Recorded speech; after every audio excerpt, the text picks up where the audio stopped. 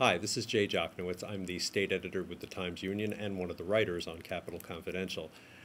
Some of you may wonder how it is we put out a blog almost every day of the year and still find time to take time off. The truth is we didn't, not as much as we should have, and as a result we're going to have to cram in a bit of vacation time before the end of the year.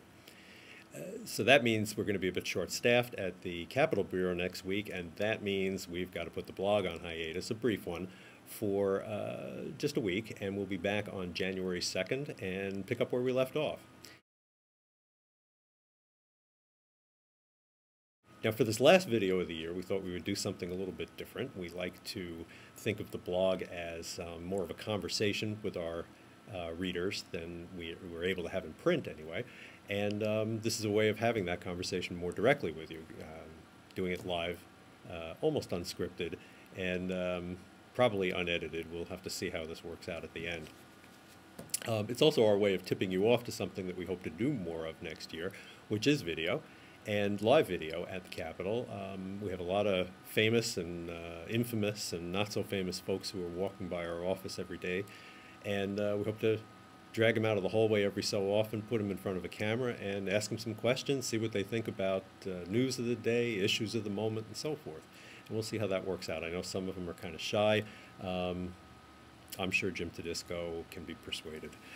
The other news I wanted to tell you about, and I'm really happy to tell you, is that after many months of having a vacancy at the Capitol since Liz Benjamin left, we have filled that position, and Irene Liu is joining us January 2nd. She comes from the Columbia School of Journalism and the Center for Investigative Reporting at Berkeley. Now, some of you may know Irene. She was on our front page back in April when she did a story with several other students about how former Governor Pataki had steered $2 million to a women's museum that was never built. That effort, incidentally, was headed by his wife, the former First Lady.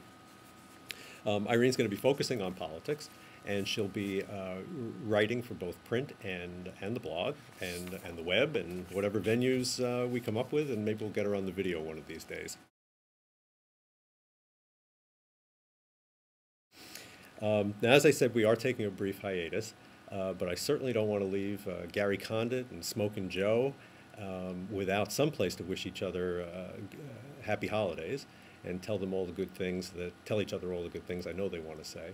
So we're going to leave this post as an open thread through right through Christmas and New Year's, and some folks from the Times-Union staff will be dropping in periodically to moderate, and hopefully you won't have to wait too long to see words of wisdom posted on the blog. Other than that, I'd like to get my vacation started. So on behalf of myself, Rick Carlin, Jim O'Dotto, the whole staff at the Times-Union, our families, I want to wish you a very wonderful and safe holiday and a Happy New Year. And take care. We'll see you next year.